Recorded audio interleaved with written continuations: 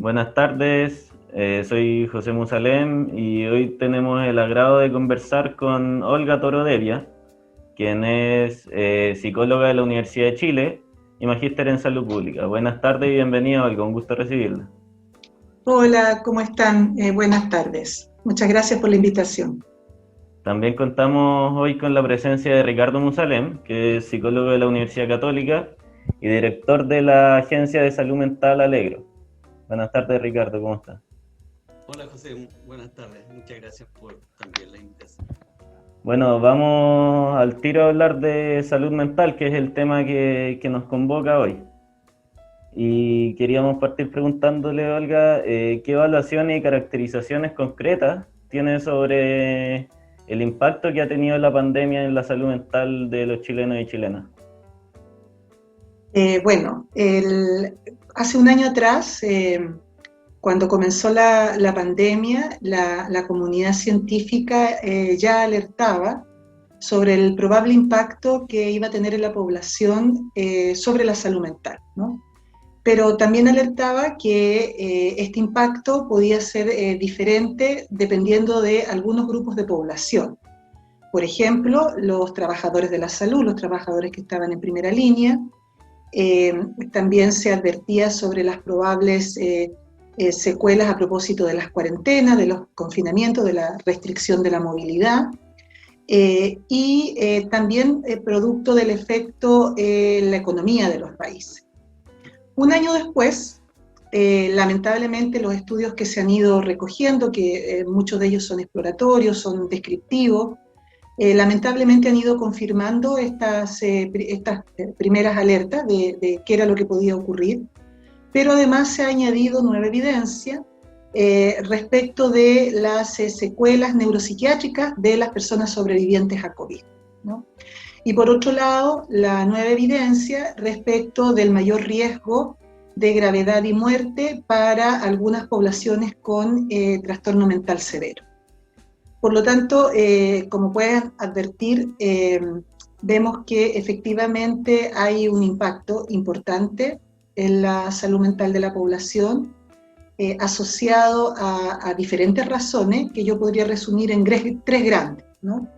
Una vinculada a los efectos debido a las medidas para evitar el contagio, otras debidas al impacto económico y otras debidas propiamente tal a la enfermedad del COVID-19. Ahora, en cualquiera de estos tres escenarios o causas, o grupos de causas, también vemos que el impacto va a ser desigual dependiendo de la determinación social de la población, ¿no? No todos van a tener el mismo impacto. Y justamente sobre ese tema le queríamos preguntar porque en nuestro país hay muchas realidades diferentes. Para los efectos de la pandemia en la salud mental, ¿cuántos chiles hay? Bueno, hay muchos chiles que uno puede evaluar. Qué bueno que hay muchos chiles cuando uno pensamos en la diversidad cultural, por ejemplo. Qué bueno que hay muchos chiles cuando pensamos en la libertad de opinión, en la libertad de credo, en la opción de vida sexual.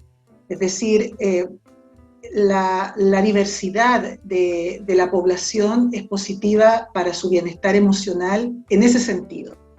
Lamentablemente también tenemos muchos chiles desde el punto de vista económico, ¿no?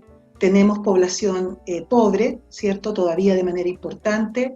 Hay grupos de población con distintos niveles educacionales, población con distinta oportunidad de acceso a la seguridad social, y estamos hablando entonces de salud, de pensiones, mucha heterogeneidad en la calidad del trabajo, y esas son diferencias que son negativas para el bienestar emocional.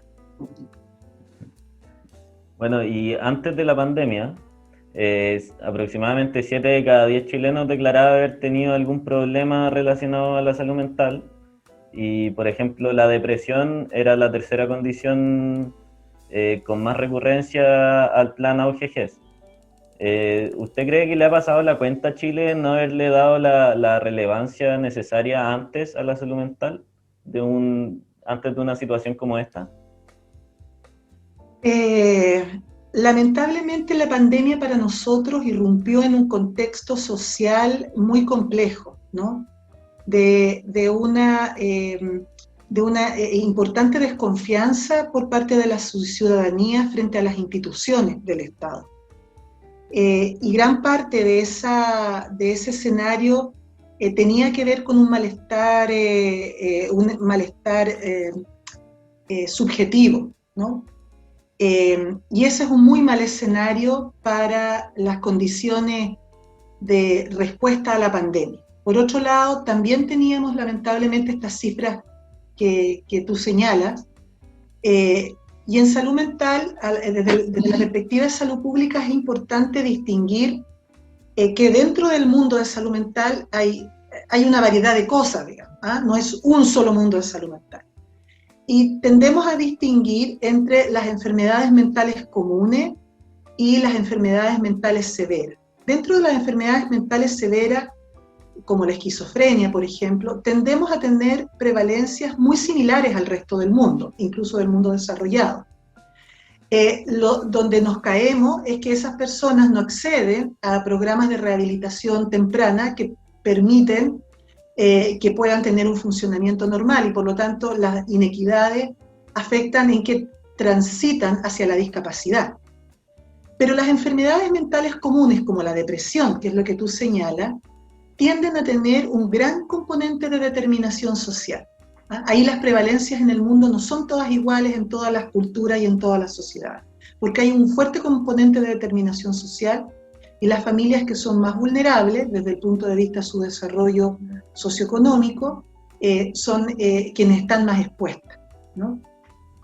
Y eso por falta de acceso a los sistemas de salud, pero también a condiciones de vida que cuiden su dignidad, ¿no? Que son, entonces tú empiezas a cronificar el estrés, ¿no? Y hay un concepto de estrés crónico que incluso tiene mucha asociación con la emergencia de otro tipo de enfermedades, como son las enfermedades crónicas o las enfermedades inmunes, que están asociadas precisamente a escenarios de estrés crónico. Entonces, claramente, tú tienes toda la razón en el sentido de que para nosotros la pandemia irrumpió en un escenario re poco favorable para la salud mental, ¿no? Y hoy día entonces el desafío es muy superior a aquellos países que tienen sociedades mucho más protectoras, mayor cohesión social y más confianza en las instituciones públicas.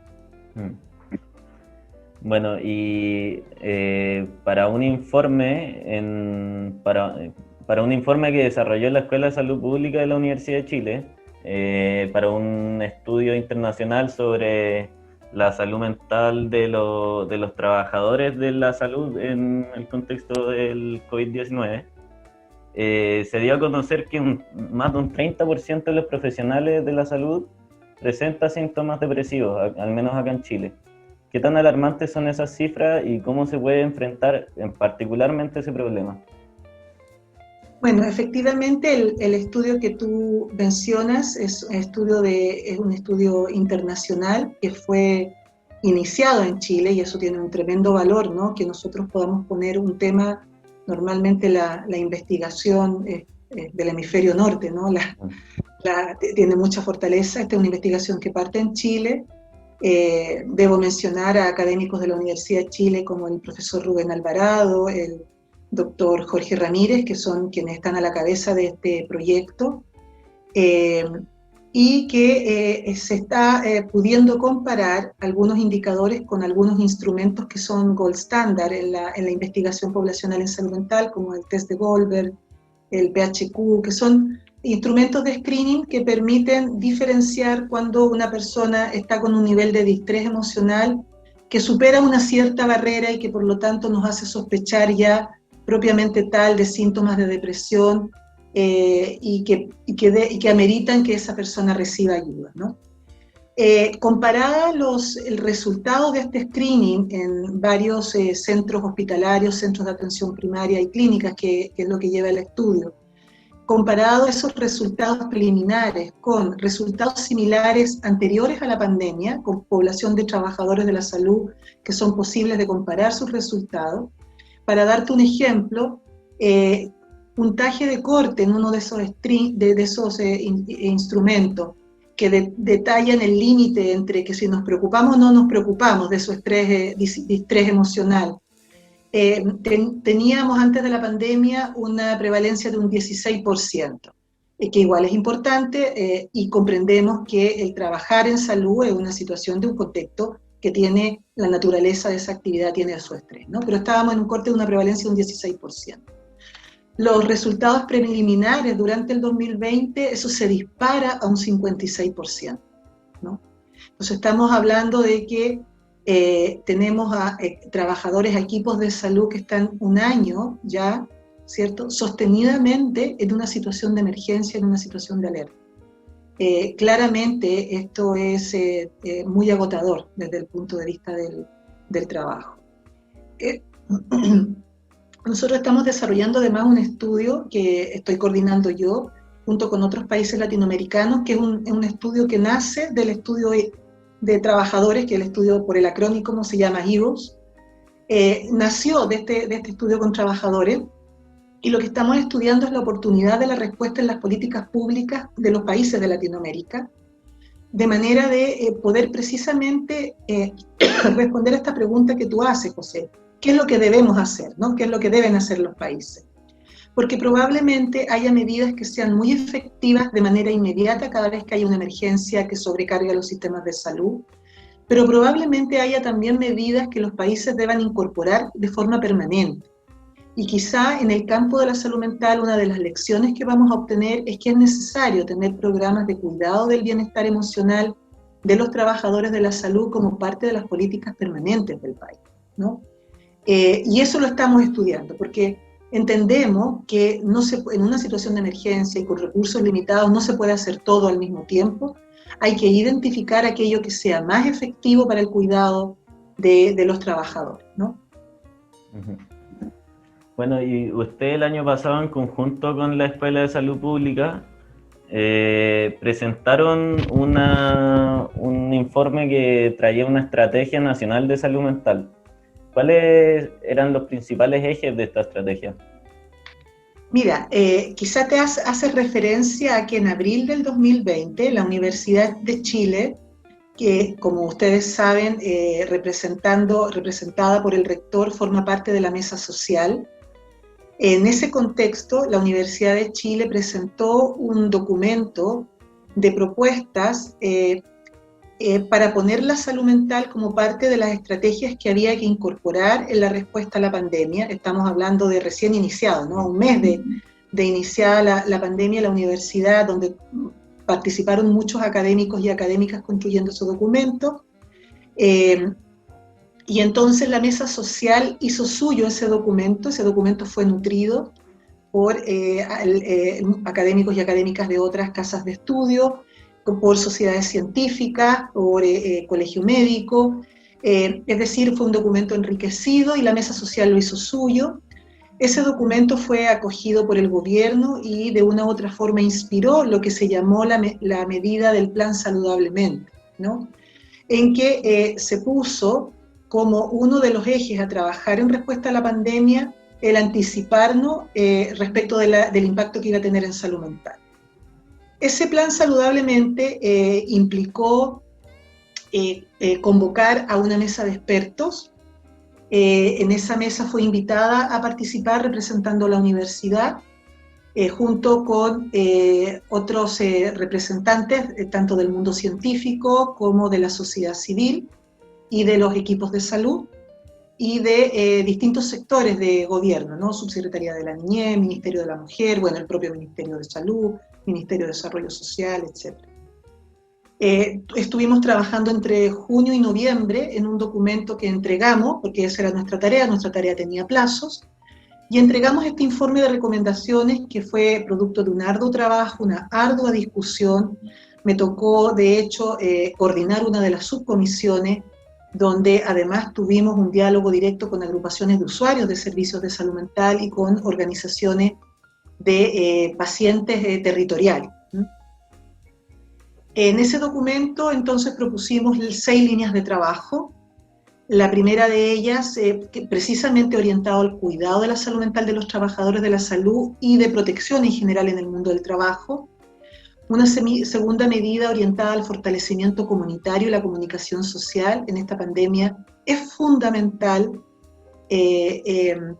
fortalecer a las comunidades, cualesquiera sea la definición que tú tengas de comunidad. Tu comunidad puede ser tu grupo de amigos, tu escuela, puede ser tus grupos de familia, puede ser la propia del barrio, la de vecinos, la de tu mundo del trabajo. Si hay que fortalecer los espacios sociales naturales de las personas y la comunicación social, porque para salud mental es muy importante la coherencia de los mensajes.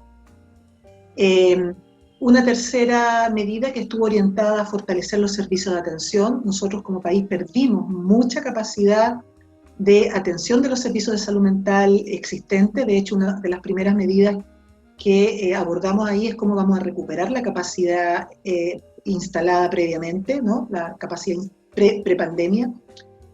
Un cuarto nivel, un cuarto eje que tuvo que ver con la plataforma Saludablemente, que es una plataforma web administrada por el gobierno, donde confluyen los distintos sectores y donde se puede observar distintas recomendaciones, información oficial, información basada en evidencia respecto de donde la población puede ir y recoger videos, documentos, orientaciones, etcétera, etcétera. Y por otro lado, además, una línea de comunicación telefónica para poder recibir orientación para todo tipo de población y de manera gratuita para recibir una primera orientación si es que la población tiene alguna preocupación en el campo de la salud mental. Luego un eje en prevención de alcohol y drogas, es uno de los grandes temas, ¿no?, de la discusión de cómo está la distribución de alcohol y drogas hoy día y el consumo de alcohol y drogas al interior de los hogares. Otra línea de poblaciones específicas, ¿no?, fundamentalmente por la pandemia y la salud mental de la mujer, que es una de las poblaciones que tiene mayor riesgo, a propósito, sobre todo en aquella población que es jefa de hogar y que ha sido impactada económicamente, que tiene al cuidado hijos o personas mayores, o que es responsable del cuidado de otras personas y tiene sobrecarga de roles, y la situación de violencia intrafamiliar, ¿no? Entonces, hay una situación que configura a la mujer, bueno, y todo lo que tiene que ver con el temor y estrés y ansiedad frente al periodo perinatal, dada que las mujeres tienen que tener sus cuidados de embarazo y su parto en establecimientos hospitalarios donde todos saben que está el COVID ahí. Entonces la mujer es uno de los puntos importantes. Los niños, niñas y adolescentes, pues se les ha interrumpido sus actividades sanas de la vida, ¿no? Y la población mayor. Y bueno, ya mencioné la población trabajadora. Entonces un poco esos son los ejes. Y una de las cosas, uno de los llamados que hemos hecho a que se convoque algo que también sugerimos en ese informe, que fue generar una comisión de seguimiento para ver la implementación de estas medidas, ¿ah? Porque en un contexto previo de mucha desconfianza de la ciudadanía por parte de las instituciones, y que ya he dicho es un mal escenario para la salud mental, es muy importante que se respete la fe pública. Aquí hubo confianza en que este trabajo que hemos hecho, toda esta mesa de personas que nos hemos constituido para hacer estas recomendaciones basadas en evidencia, se puedan implementar, ¿no? Y a eso hay que imprimirle velocidad, porque la población necesita, ¿cierto? Nosotros estamos confiados que son recomendaciones y medidas que son favorables para cuidar el bienestar emocional de la población. Y, Ricardo. No, sigue nomás. Ya. Que justamente te queríamos preguntar por cuál es la evaluación que se hace de esta implementación de todas estas medidas a la fecha, ya habiendo pasado meses. Bueno, en la medida que no tenemos una mesa de seguimiento, es difícil poder conocer en detalle cada una de las líneas recomendadas. Por lo tanto, yo en lo personal tengo desconocimiento en alguna de las líneas, cuánto se ha avanzado o no. A lo mejor se ha avanzado y yo lo desconozco. Algunas de las cosas que sí sabemos es que sí se ha avanzado, por ejemplo, que son las cosas que conocemos, por ejemplo, cosas que son probablemente muy prácticas, pero que ayudan. Por ejemplo, en la atención de servicios de salud mental, las personas que tenían una enfermedad mental previa y que necesitan mantener sus controles, antes no había cómo prescribir los medicamentos, entonces había mucha dificultad, las personas estaban descontinuando sus tratamientos farmacológicos. Hoy día hay a disposición una plataforma desde la Ceremi para que los médicos y médicas puedan prescribir online sus recetas retenidas, etcétera. Entonces eso ha facilitado, ¿no? Yo te digo, antes de la pandemia eso se habría considerado casi un pecado, y hoy día vemos que era posible, que era necesario. Ojalá eso haya llegado para quedarse, ¿no? Para evitar burocracia en estas cosas. Se ha incorporado atención a distancia, pero sabemos que eso es limitado, sirve para algunos problemas de salud mental, no para todos. Acabamos de enterarnos de que el Ministerio de Secretaría General de Gobierno acaba de lanzar un pequeño fondo concursable para organizaciones sociales que pueden postular para tener algunos fondos para poder desarrollar proyectos, y una de las líneas de proyectos es cómo enfrentamos COVID. Eso fue parte de una de nuestras recomendaciones, decir que había que apoyar con fondos especiales a las organizaciones territoriales, porque las organizaciones territoriales conocen a los vecinos, saben cuáles son las dificultades. Sabemos que se ha mejorado la disposición de elementos de protección personal a los equipos de salud mental, y por lo tanto los centros de atención primaria, los centros comunitarios de salud mental han podido ir aperturando su atención. Ojalá no se retroceda en este pic de poder mantener esa atención. Pero por otro lado, sabemos que hay que resguardar, hay que reforzar ciertos equipos, hay que reforzar la posibilidad de hospitalización en servicios de psiquiatría y no reconvertir a ese personal. Por ejemplo, desconozco si esas medidas se están tomando. Parte del compromiso de gobierno de un aumento de presupuesto para salud mental, para poder desarrollar estas medidas, implicaba reforzar encargos profesionales y técnicos para reforzar a los equipos, por ejemplo, médicos de enlace que pudieran estar apoyando, o equipos psicosociales de enlace que pudieran estar apoyando a las maternidades, por ejemplo, para orientar a los equipos de salud que están trabajando en las UCI o en los servicios de urgencia.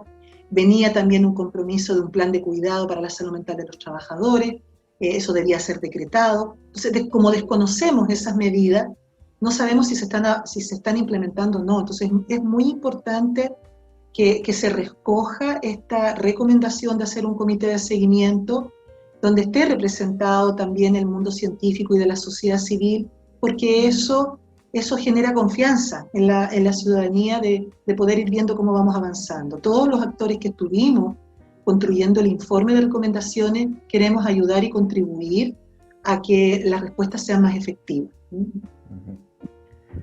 Bueno, y todas estas recomendaciones y las líneas de trabajo, o no todas, pero más bien algunas tienen barreras, como puede ser, por ejemplo, que el plan saludablemente, o sea, la plataforma saludablemente tiene la barrera tecnológica, la barrera digital, que aplica para gente de la tercera edad, o gente que sencillamente no tiene las herramientas para acceder a esa plataforma.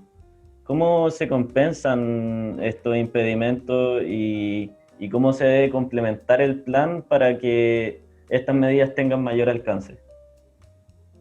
Es muy importante lo que tú señalas en tu pregunta, porque esa fue precisamente una de las líneas de trabajo que nosotros abordamos respecto de reforzar los centros de atención primaria, para lo cual debían venir estos recursos, ¿cierto? Proveyendo las condiciones a los equipos de salud de los centros de atención primaria. Chile tiene una ventaja comparativa en relación a otros países de Latinoamérica que ellos realmente nos envidian. Nosotros tenemos centros de atención primaria a lo largo de todo el territorio nacional, ya cerca de 400 centros de atención primaria, y en todos los centros de atención primaria existe un programa ministerial de salud mental integral, que podrá tener todavía muchas dificultades, será necesario desarrollarlo, pero tenemos unas condiciones basales que ahí hay que ir a apoyar, porque los centros de atención primaria conocen su territorio. Entonces, lo que ocurrió en una primera instancia el año pasado, el primer semestre, es que esos equipos de salud mental se cerró la oferta de atención, no estuvieron atendiendo. Nosotros hicimos un análisis del primer cuatrimestre de la pandemia comparando 2019 y 2020 y hubo un 70% menos de consultas de salud mental ambulatoria comparado el 2020 con el 2019. Entonces, imagínate lo que significa eso, ¿no? En términos de las personas que dejaron de acceder a atención. Entonces, es súper importante mantener funcionando los equipos de salud mental de los centros de atención primaria y para eso reflejamos las medidas que había que tomar y además parte de los recursos adicionales que se estaban disponiendo era precisamente para apoyar la línea de recuperar la capacidad instalada. Luego tenemos los centros de salud mental comunitarios, que hay alrededor de 103, 104 en el país. Esos todavía están en desarrollo, pero también la gracia que tienen es que ofrecen una atención de salud mental más especializada, solo que es ambulatoria y es en el territorio, ¿no? Y luego los servicios de psiquiatría en hospitales generales, que existen los servicios de hospitalización, muchos de esos equipos se tuvieron que transformar y se llevaron al personal a reforzar equipos de cuidados de UCI, de urgencia, o en la línea del cuidado del COVID, ¿no?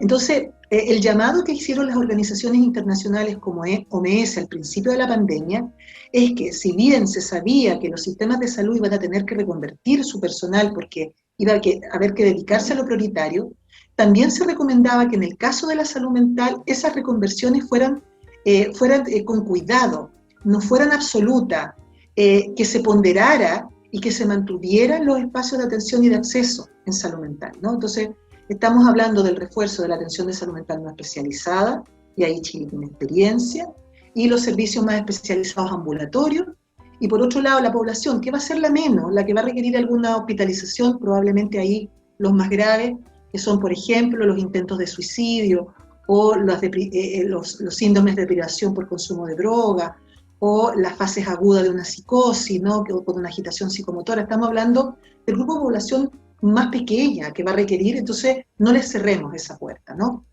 Y por eso las medidas van muy orientadas a sostener en el sistema de salud que tenemos. Y por otro lado, lo que yo ya mencionaba, el fortalecimiento comunitario. Mira, yo te voy a comentar algo que parece anecdótico, pero fue muy tremendo en una de las tantas sesiones que nosotros tuvimos de discusión. Una de las organizaciones territoriales de vecinos con los que estábamos dialogando sobre todo las medidas comunitarias, ¿no? Nosotros les preguntábamos, ¿cómo lo ven ustedes, la fortaleza? Y ellos estaban esperando que pudieran ser apoyados en cómo orientar, en cómo, porque ellos conocen a los vecinos, sabían que lolos estaban quedando encerrados, los encontraban medio deprimidos, conocían a la señora que estaba con problemas. Te fijas, conocen su territorio. Como escuela de salud pública, nosotros hicimos el curso de trazadores para un curso gratuito, que es de muy buen nivel y que ofrecimos, van más de 15.000 personas capacitadas para ser los trazadores de la vigilancia epidemiológica del contagio. Y a ese curso le incorporamos un curso 2. O sea, si tú aprobabas el curso 1, que es todo online, para aprender a trazar epidemiológicamente, entonces tú podías hacer el curso 2, que era de cuidado de la salud mental, ¿ya? Porque sabíamos que iban a empezar a ocurrir con cosas como esta, ¿no? Tú sabes que la trazabilidad se hace telefónicamente y se oiga, ¿sabe qué? Usted está con un COVID positivo, entonces necesito ver todos sus contactos estrechos, voy llamando a esos contactos estrechos, con quién estuvo usted, y entonces voy haciendo el mapa, ¿cierto?, del riesgo del contagio. Entonces, en esas llamadas telefónicas ocurren cosas como, ¿sabe qué, señorita? Yo, aprovechando que usted me llama, le quiero contar que estoy súper preocupada porque mi marido está tomando mucho, o a quien quiero pedir ayuda porque vivo violencia intrafamiliar, estoy preocupado porque mi hijo está muy deprimido, Entonces preparamos a los trazadores para que tuvieran herramientas para detectar cuándo un problema es propio del estrés, de la adaptación, o cuándo realmente nos tendríamos que preocupar y ofrecerle ayuda para que esa persona acceda a su centro de atención primaria. Pero para que eso funcione, el centro de atención primaria tiene que tener su programa de salud mental funcionando, ¿no? Entonces, cuando hablamos del fortalecimiento comunitario es porque las personas saben, los vecinos saben, conocen sus SFAM, ¿te fijas? Entonces, eso es muy importante. ¿Ayuda la atención a distancia? Por supuesto que ayuda, sobre todo para una etapa de orientación, porque además no es solo la orientación no es solo por videollamada, sino que también es telefónica, ¿no? Entonces, eso es bienvenido, bienvenido. Pero nos tenemos que quedar ahí bajo ningún motivo. ¿Ah? Una pregunta, Olga. Nosotros estuvimos haciendo un estudio en total como a 1.300 estudiantes de Santiago y de Osorno también, un grupo, sobre el impacto de la salud mental. Y nos encontramos que había alta desmotivación, mucha ansiedad y malestar, inseguridad social. Además, los chiquillos con dificultad para reconocer lo que sienten, para expresarlo y no saber cómo salir de los estados de malestar. Y entonces, los resultados que salieron en Santiago con los del sur son bastante concluyentes y bastante similares. Entonces, lo que nosotros consideramos fundamentales a propósito de la intersectorialidad, cómo trabajan en conjunto el Ministerio de Salud con el Ministerio de Educación y cómo participan en la mesa social, porque hoy en día el problema de la salud mental de los escolares es tanto un problema del Ministerio de Salud como del Ministerio de Educación, porque si los estudiantes no están bien, bueno, es imposible llevar adelante una educación como que funcione, digamos, y además los mismos profesores están afectados y ellos tienen que tener herramientas para poder apoyar a los jóvenes. Entonces, ¿qué piensas tú de cómo ha sido y cómo debiera ser esta interrelación entre la mesa social, el Ministerio de Salud, el Ministerio de Educación, como para abordar de forma conjunta estas problemáticas de los jóvenes? Sí, los estudios van apuntando a que la población escolar, tanto menor como adolescente y también universitaria, presentan como tú señalas, que son los resultados que han arrojado el estudio que ustedes están llevando a cabo, ¿no? Y hay consistencia con otros estudios que también he tenido la oportunidad de conocer.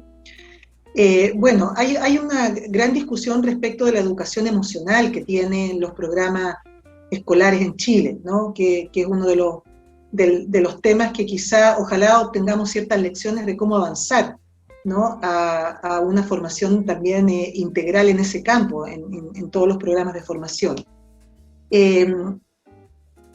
Hay una mesa de trabajo en educación donde hay representantes del Ministerio de Salud, y hay algunos expertos de la academia funcionando para dar recomendaciones al Ministerio de Educación.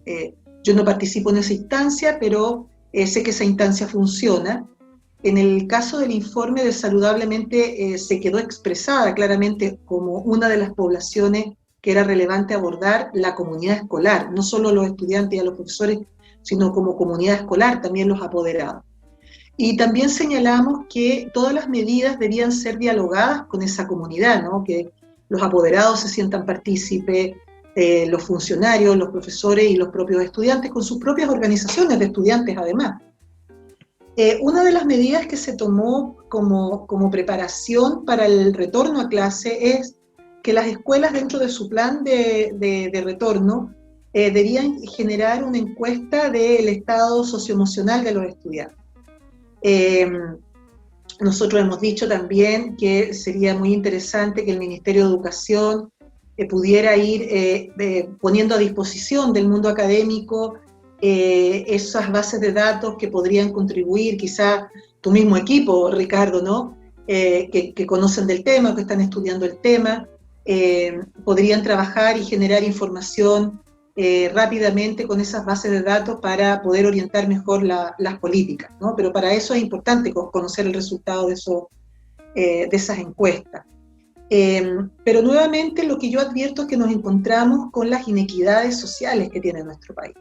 Entonces, los mismos niños y niñas, y no sé, quizás podrías comentarlo, los resultados de ustedes, dentro también de la población de la comunidad escolar también se generan esas inequidades, ¿no? Entonces, es muy distinto una escuela o un colegio privado que ha tenido los recursos, tanto la familia, porque las familias tienen los recursos, ¿cierto?, que ponen en ese colegio para incorporar tecnología, para capacitar, son niños que tienen condiciones en sus casas para tener computador, internet, etcétera. Pero esa no es la realidad de la mayoría de los niños chilenos. Entonces, Hay sectores de nuestro país que por la geografía que tenemos no tienen acceso a internet o es de muy mala calidad.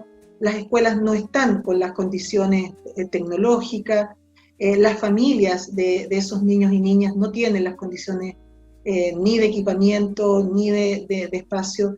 Entonces, nuevamente, quienes son más afectados son las familias más pobres. Y bueno, la UNESCO lo ha señalado, ¿no? Que esto va a ser una gran catástrofe desde el punto de vista de la formación y el derecho a la escuela que tienen los niños y niñas. Y estoy absolutamente de acuerdo contigo que todo lo que tenga que ver con salud mental debe partir de un abordaje intersectorial, absolutamente, ¿no? Es una de las grandes dificultades que tienen las políticas públicas chilenas. Cuando hemos logrado buenas políticas e implementado buenas políticas, probablemente Chile crece contigo, es un ejemplo de una buena política, es porque nació intersectorialmente y los recursos son intersectoriales, y podrá ser mejorado. Sin embargo, nadie puede decir que este cuidado del bebé, del embarazo, del acompañamiento de la madre, del acompañamiento perinatal, de la bienvenida que se le hace a ese nuevo ciudadano, ¿cierto? Y luego el seguimiento en la primera infancia con mucho componente psicosocial y con elementos en la escuela, etc. Es decir, son el tipo de políticas que uno esperaría ver más a menudo, con mucha intersectorialidad. Y ahí estoy absolutamente de acuerdo contigo que esa es una de las grandes debilidades. Olga, tengo otra pregunta que hacerte. Mira, ¿por qué crees tú que pasa, habiendo los recursos y los profesionales capacitados, no se hacen más estudios universales en Chile sobre salud mental en distintos rangos etarios que aporten información relevante para caracterizar tanto a nivel diagnóstico lo que está pasando como también en términos generales de algunos indicadores de salud mental que son relevantes para el bienestar? Porque, como tú expresabas recién, existen algunos estudios exploratorios que son a lo mejor de una universidad o de otra institución, pero no hay así como un censo o el CIMSE, así que nos permitiera saber qué está pasando, particularmente con los jóvenes y niños. Es más importante, diría yo, porque al final los problemas de salud mental que no se resuelven en la infancia y la adolescencia muchas veces acompañan toda la trayectoria vital de una persona. Ustedes que están trabajando en salud pública, ¿por qué crees que eso no se ha desarrollado mejor? Sí, bueno, ahí uno envidia países como Australia, por ejemplo, que tiene su encuesta nacional de salud para niños y niñas y adolescentes, ¿no? Chile tiene una encuesta nacional de salud, pero no es específica para la infancia. Yo creo que Chile debiera tener una encuesta nacional, desde la perspectiva de salud pública, específica para la infancia, ¿no? Yo creo que eso permitiría realmente tener información para una mejor toma de decisiones. Y por otro lado, por el lado de la investigación, sabemos, y tú lo debes sufrir igual que yo, que los recursos destinados a la investigación científica en nuestro país son muy limitados. Las universidades y los equipos científicos siempre reclamamos, ¿no? Respecto de lo limitados que son los recursos. Cada vez hay más interés por investigar, los equipos se desarrollan, hay más proyectos postulados a los concursos, pero los concursos no han incrementado su presupuesto de manera importante hace muchos años, ¿no? Entonces es difícil para los equipos de investigación poder desarrollar líneas de trabajo que pueden ser muy interesantes, y de verdad que yo creo que no hay un problema de las capacidades de los científicos o de las capacidades de conocimiento para poder hacer investigación más avanzada, de punta. Hoy día se ha dado una tremenda discusión sobre por qué Chile no produce vacunas teniendo todas las condiciones, ¿cierto?, de conocimiento y habilidades para hacerlo. Y entonces lo que nos vemos limitados por la disponibilidad de recursos para investigar, ¿no? El Ministerio de Ciencias, que además es reciente en nuestro país, Chile hace poquito recién tiene un Ministerio de Ciencias, había mucha expectativa del mundo científico de que hubiese un presupuesto importante para el Ministerio de Ciencia. Rápidamente nos frustramos porque nos dimos cuenta que en realidad, bueno, CONICYT pasó a ser ANIT y y no fue mucho el incremento del presupuesto finalmente para los fondos concursables. Entonces yo creo que esa es una de las grandes debilidades. Y por otro lado, la empresa privada, a diferencia de otros países que invierten mucho en investigación e innovación, en Chile no es así. O sea, en Chile la inversión en investigación e innovación de parte de la empresa privada está muy lejos de las capacidades que podrían tener para financiar. Olga, y una última pregunta. Así como en la familia hay un clima emocional, en los colegios está el clima de convivencia, a nivel nacional tenemos un clima de convivencia que está bastante afectado, ¿no es cierto? Y eso tiene que ver con las habilidades socioemocionales de los actores principales que van teniendo como un liderazgo en términos de los modelos que van transmitiendo de cómo enfrentar y resolver los problemas. Y también los medios de comunicación, que es algo que aparece en el informe que ustedes desarrollaron, la importancia de cómo se maneja la información. Y no hay, que yo sepa, una política como cómo administrar ese clima nacional, o cómo administrar cómo se entrega la información por los medios de comunicación, porque si uno estuviera escuchando noticias, digamos, no sé, 1 hora al día ya sales un poquito afectado si escuchas todo. Hay gente que decide no escuchar más noticias porque tienen que evitar esas cosas, carga negativa. Entonces, lo que yo te consulto en términos de salud pública, ¿hay planteamientos que tengan que ver con cómo administrar ese clima? Porque ese clima, sí, así como si uno llamara, por ejemplo, a los políticos, a los medios de comunicación, está bien, hay conflictos, hay problemas, pero ¿cómo vamos a manejar la información? ¿Y cómo vamos a mandar mensajes que alimenten el optimismo de las personas para poder seguir adelante? No como que nos estamos, digamos, envueltos en una niebla de desesperanza, ¿no? Sino que al revés, que juntos podemos salir adelante, que podemos, hay soluciones para las cosas. ¿Qué nos podrías comentar al respecto? Mira, hay un trabajo que después lo puedo compartir incluso por correo, un trabajo muy bonito de diversas organizaciones internacionales, entre ellas la Organización Mundial de la Salud y la UNESCO, que generaron un documento de difusión gráfico muy bonito para orientar precisamente los mensajes en situaciones de crisis, ¿no? Y en situaciones de emergencias como la que estamos viviendo, ¿no? Y en ese documento hay una reflexión que a mí me hizo pensar y siento que es una reflexión muy profunda, que es respecto de y de emergencia, qué tipo de persona tú quieres ser, ¿no?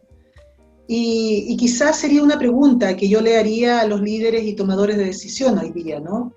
¿Qué tipo de persona quieres ser en esta situación catastrófica y de mucho dolor para muchas personas, ¿no? Porque en estas situaciones de emergencia, sobre todo con las cuarentenas, el confinamiento, la restricción de las libertades individuales, en fin, y el miedo al propio virus y a la propia enfermedad, que todavía tiene mucho margen de incertidumbre, es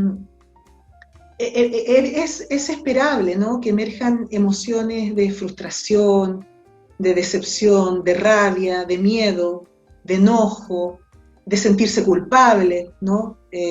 O de querer culpar a otras personas. Y el riesgo es que sean esas las emociones las que nos gobiernen, ¿no? Y cuando esas emociones nos gobiernan, es altamente probable que tomemos malas decisiones. Y a veces esas malas decisiones tienen que ver con poner por delante el interés político al bien común, o poner por delante, bajo la excusa de cuidar mi salud mental, ponerme en riesgo de contagio o el riesgo de contagiar a otro sin que me importe. A diferencia, ¿cierto?, de si uno reflexiona, y es muy importante reflexionar, si es muy importante pensar, ¿no?, respecto del tipo de persona que queremos ser en esta circunstancia, probablemente tengamos que pensar en los valores que nos guían. si queremos ser solidarios con aquellos que están trabajando muy duro y sabemos que están sosteniendo, como son los equipos de salud, si queremos ser solidarios con aquellos que han perdido sus trabajos, esas jefas de hogar, ser empáticos con aquellos que se han contagiado, que han sobrevivido, y aquellas familias que no han sobrevivido o que tienen algún miembro de su familia que no ha sobrevivido a la enfermedad.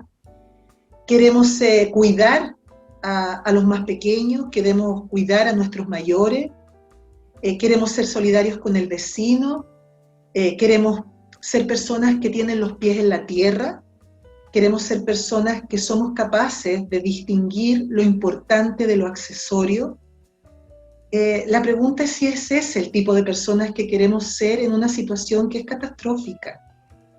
Porque si queremos ser ese tipo de personas, ese tipo de emociones y valores nos van a permitir tomar mejores decisiones, nos van a permitir ser más fuertes para enfrentar esta situación difícil, nos va a permitir pensar en el bien común, y vamos a evaluar que por este bien común, por el cuidado emocional de los que queremos y de aquellos que ni siquiera conocemos, pero frente a los cuales solidarizamos, vamos a salir mejor parados.